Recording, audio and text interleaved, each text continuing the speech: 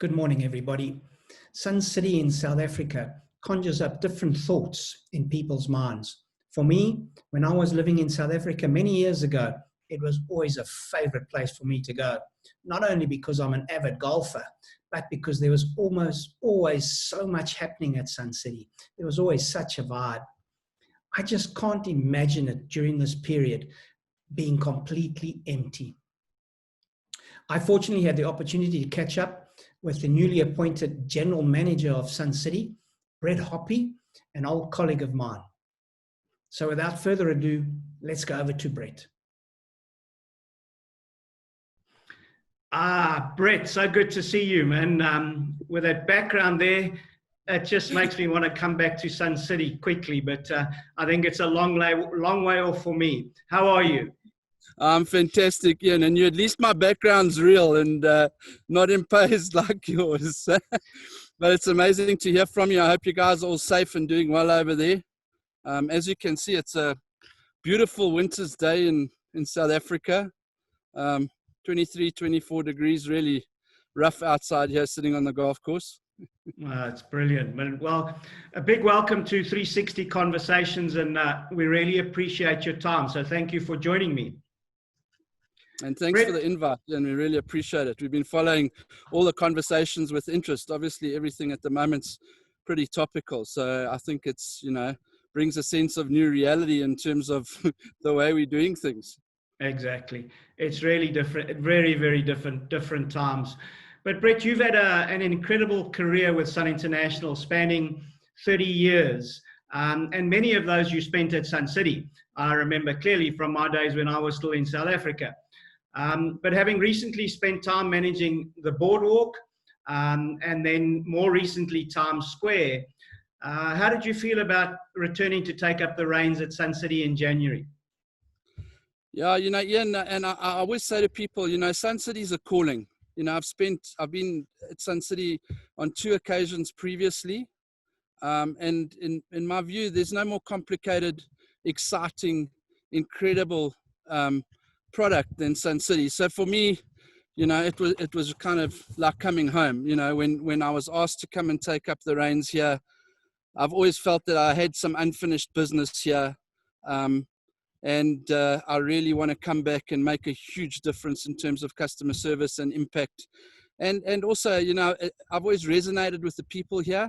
They're very close to my heart.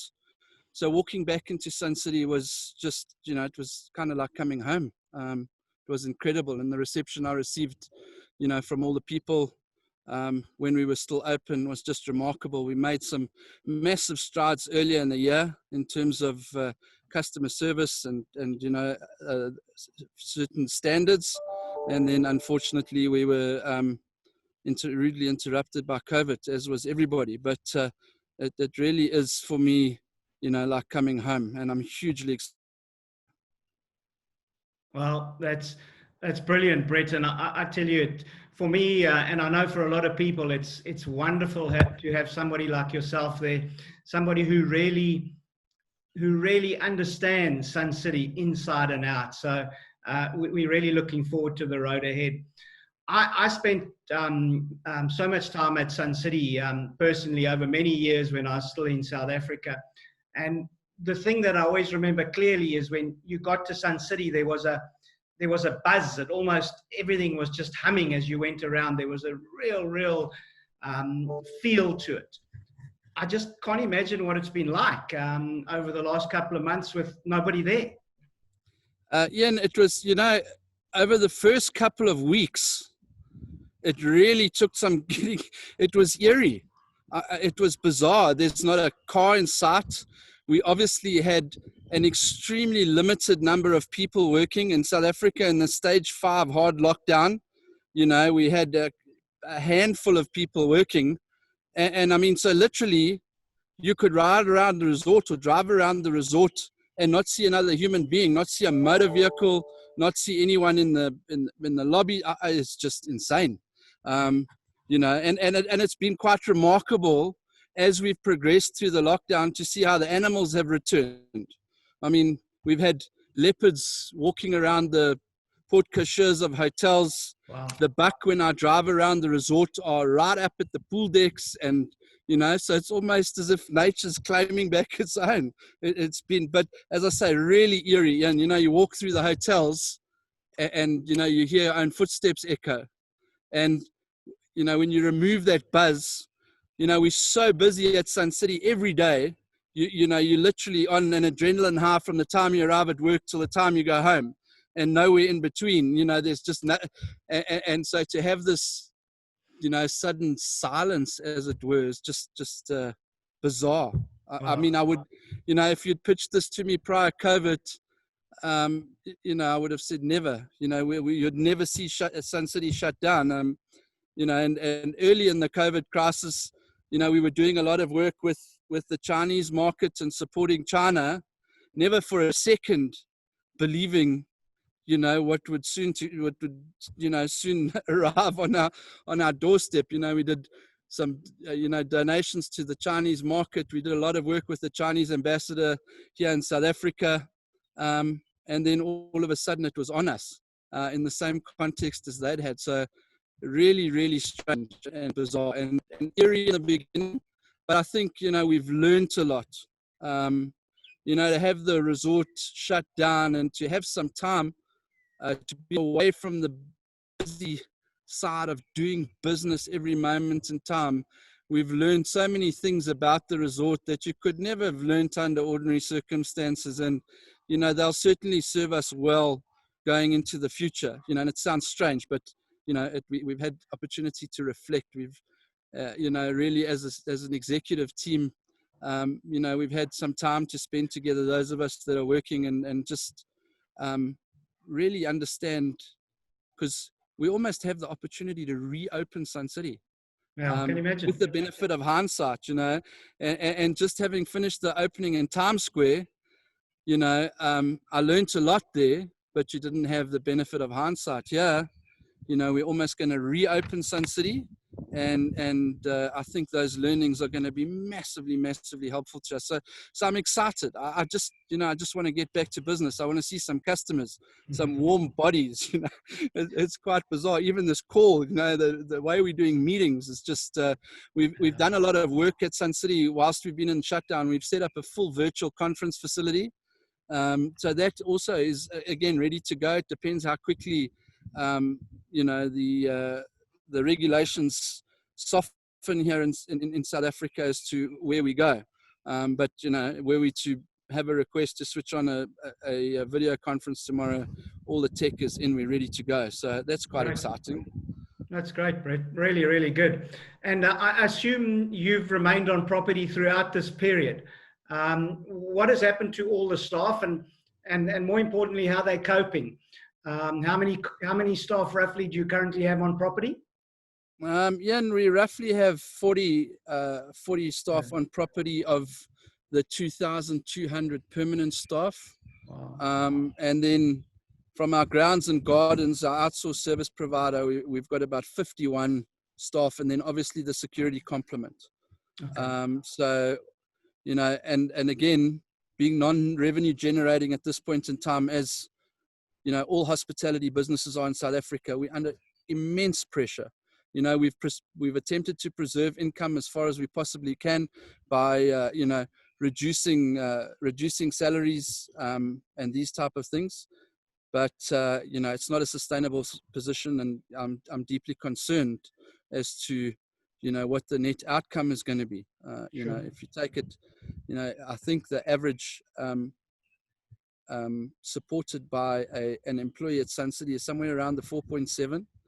So if you run that across the 2,200 direct employees, the economic impact and fallout from this is going to be just enormous.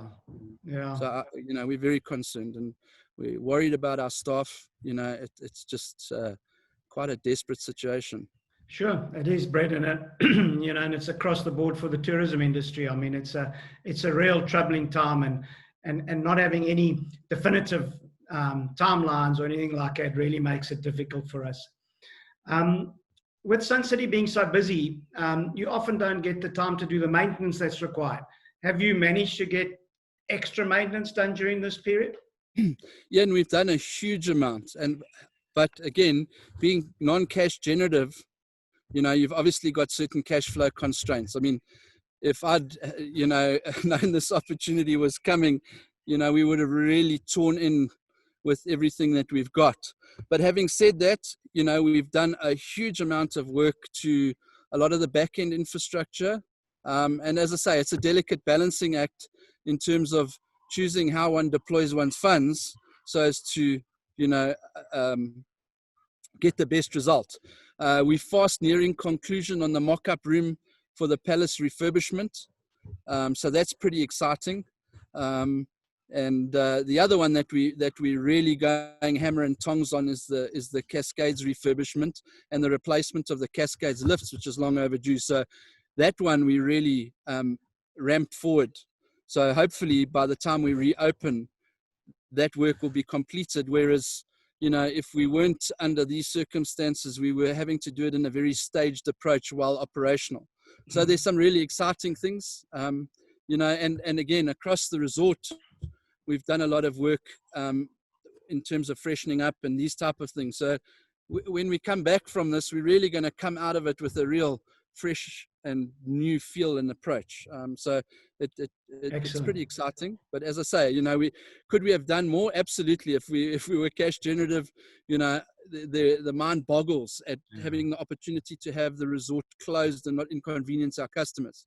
But you know, we've done as much as we possibly could given the constraints. That's excellent. That's excellent. You know, Brett, in most of the conversations that I've had with various people, although it's been a real challenging time, but most people, there's positives that they've been able to take out for it, take out of this period. You mentioned earlier some of the positives too. Is there anything else that you can specifically think of that you can take out of this period? Yeah, you know, and it's a strange thing. You know, we've learned this resort like never before. So, you know, in terms of our utilities consumption, which goes to greening, you know, we've been able to isolate utilities down to a very finite degree of usage, which under ordinary circumstances, you know, we wouldn't have been able to do because the consumption on the resort is so great that it masks certain things. You know, so the long-term kind of green benefit is enormous, where we've been able to fix leaks, identify leaks. I mean, for example, we had a situation where, you know, obviously we've been attempting to preserve or not utilize any of our utilities as far as we possibly can. So for the most part, we've had hotels shut down. So for example, we had the Palace shut down and we were still running 8 liters of water per second into the Palace. Now, under normal operating circumstances, you'd never see that 8 liters per second. It would be masked by the general consumption. We've been able to isolate things like that, identify, guys, we've got a leak, let's go and find this thing. And we've had the time to be able to move through the resort quite freely without having to continuously contemplate, you know, how we're going to work around customers, where, you know, because whenever we're doing maintenance and engineering tasks on the resort, they tend to be very disruptive. The back-end infrastructure of Sun City is really where we're focusing all our efforts, and you know, so typically those type of things are enormously disruptive to customers. So it's pretty nice to be able to do that without having to contemplate that, and in effect we get the job done much more effectively, having the time. I mean, we've done a huge amount of work in the Valley of Waves, been a fascinating exercise. We've replaced all the gates in the Valley of the Waves. So for the first time in probably 15 years, all the gates in the wave pool will be functional. We've recoated the surface of the Valley of the Waves, which again, you know, under normal shutdown circumstances, we have to do very quickly. You know, all the rock work, those type of things. So, you know, things that would not ordinarily be able to get done in the context of a normal shutdown, because we're normally under pressure just to get back to operation. Fantastic.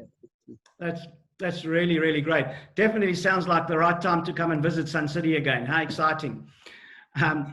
Brett, I know that not only Sun City, but Sun International, from a bigger point of view, you guys do so much in the local communities to support the local communities. And a lot of that is the income for that is generated through obviously the guests that come to Sun City. Has your support to the community been impacted during this period? No, Ian, we've tried to do as much as humanly possible. We've been doing massive food distributions. And, I've been out quite a couple of times myself. So using our purchasing power, we've obviously bought in as much food as we can in bulk. And then we've regenerated it into food parcels. And then we've worked through the communities around us in order to distribute those to the most needy of the communities. Old age facilities, children's homes, members of the community that are just have no. And I can tell you, it's heartbreaking. I've been out into the communities around us, and I can tell you, when we're doing those food distributions, it is, and so the impact of this is just enormous. Yeah. And you hear about it, and a lot of our properties in the metros, are doing work in and around their areas. But if you look at Sun City and you look at the communities we sustain around us, and the relative poverty in those communities, you can just imagine the compounded impact. And despite government's assurances, their food parceling efforts and things like that are not reaching, where they're required to reach. So it's sad because, we can only do so much. And when you go out into the communities, and your heart just breaks. You just want to do more. You just want to work out, how can we raise funds? How can we impact the communities to a greater extent? Because, these are things that you ordinarily would not see on television, and those type of things. So, and I mean, the impact will be felt for many, many, many years to come. And whilst it may sound callous, if you look at the death rates in Sun City, or not in Sun City, in South Africa at the present moment, some just south of 4,000, were you to go into one of these villages and observe the poverty that's been created, I battle with the balance. I really, really do, because you've got to see it firsthand. It's devastating. But it's great to hear that you're still supporting them, Brett. I mean, it's such an important part of what Sun International and Sun City has always done. So it's really, really good to hear. In tourism at the moment, we all talk about the new normal.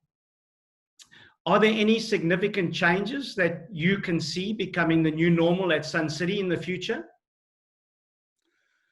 Well, I mean, it's very interesting. And apart from the obvious, I mean, our protocols, the technology we've deployed in terms of pre-screening customers, entry into hotels, cleaning rituals, sanitizing, etc., etc. I mean, that's the obvious new normal. But I think as we begin to trade, it's going to be interesting to see how we evolve, because things have changed. I mean, the way we look at conferences, just the way we look at our cleaning rituals, our hygiene in the kitchens. I mean, it's just created a completely different focus on the way we do business and the things we focus on. And perhaps, some of the things we took for granted in the past. I mean, if you look at, Sun City's hygiene record over the years, it's exemplary. We haven't had any incident, but this has reshaped your entire construct. You're kind of looking at it going, okay, and it's things that you don't ordinarily see. I mean, how do we reoperate our gym facilities? How do we reoperate the spa? How do we serve breakfast? And so as you start working through these things practically, it's a changed reality. And short of a miracle vaccine coming out of left of field, I think it's going to be that way for some time. I think the other thing that's changed fundamentally, we always believed as an industry, and I'm talking the broader tourism industry, that we were pretty impervious, and if you go back in history, you look at 9/11, you look at acts of terror, the industry has always bounced back. This is just, reshaped that entire reality. I mean, that's, so that is the new normal. Yeah, I agree. And again, if we look at it, these are the positives I think that we'll take out of it at the end of the day. It will reshape our industry. There's no mistake. But Brett, sort of Sun City is an incredibly well-known brand, not only in South Africa, but globally as well. And, I've always been one of Sun City's biggest fans. But for our markets offshore here, do you have any words of encouragement for all the Sun City supporters? Well, yeah, and I think the most important one is just, hang in there, hang tough as the whole industry is. We're ready to serve. We're so excited just to get customers back. We're hoping that international travel is going to open sooner rather than later. As I think as people come to grips with the new reality, it's a norm and it's a new norm. So I really believe that in my heart of hearts, that the resilience that's been demonstrated by the tourism industry over many years will once again be reflected, when we return to the new reality. But, it's pretty daunting at the moment.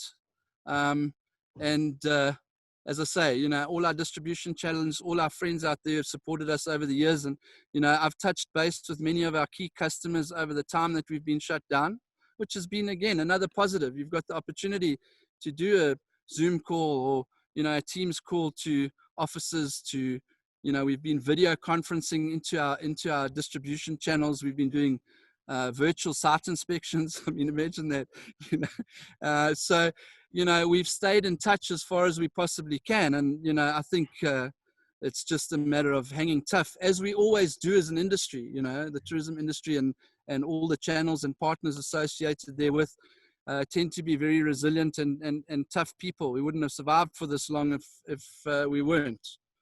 So it's kind of hang in there. We can't wait to get back to, operating, even if it is in the new norm. Oh, that's brilliant. I mean, we getting calls all the time. When are the borders opening? I mean, we've seen it with Europe opening up now. From the UK, there's a real pent up demand, and people are really wanting to travel. And we keep getting calls from the agents. Any news on what's happening in South Africa, because their customers are wanting to book. So the sooner that hopefully government can put out some timelines, the sooner that we can start getting all those new bookings going forward. Yeah, and I think, we're hearing very much the same here, when we're speaking to our domestic customers, that, bearing in mind that, South Africa has now been on lockdown for 119 days, I think, if my numbers are correct. People are just desperate to get away. Yeah. And the other interesting thing is, talking to some of those industries that have opened. I've got some friends in, the motor industry and associated industries, and I'm saying, geez, guys, how are you doing? Is it, I mean, and these are, operations in the luxury category. They're saying, Brett, we had a record month last month. And so I'm hoping that, when tourism returns, it's going to be similar. I think in the short term, we're quite lucky at Sun City. We've had a couple of approaches from sporting codes that are returning returning to play, where we're able to create a bio bubble at Sun City. So, whilst we may not open in the very near future, if those codes receive the go from government, you might well see those sporting codes being bio bubbled up at Sun City in order to commence their seasons again. So, that's quite exciting. Exciting. And interesting challenge. Yeah, very. All right, Brett. Well, listen, it's so good to catch up with you. Thanks so much for coming on 360 Conversations. I personally can't wait to get back to Sun City and get out on my favorite golf course there behind you. Hopefully, it's not too far away. But we wish you, the whole team, everybody there, all the best going forward. And hopefully the next time we chat, we can start talking about a bit about business again. Thank you, Ian, and thanks for the invite. And please keep up the work. I mean, we always, I guess everyone locked down still is looking for content. So the 360 Conversations has been an amazing kind of addition to stave off boredom or these kind of things, and an interesting update from various players in the industry. I think it's a really fantastic initiative. So thanks for the invite. We really appreciate it. And, you know, I'm looking forward to getting human beings back into Sun City again, and just going back to operating the fabulous resort that we know it is. There we go. Perfect, perfect. All right, Brett. Well, listen, you take care. All the very best. Fantastic, Ian. Thank Cheers, you. my man. Bye-bye. Cheers.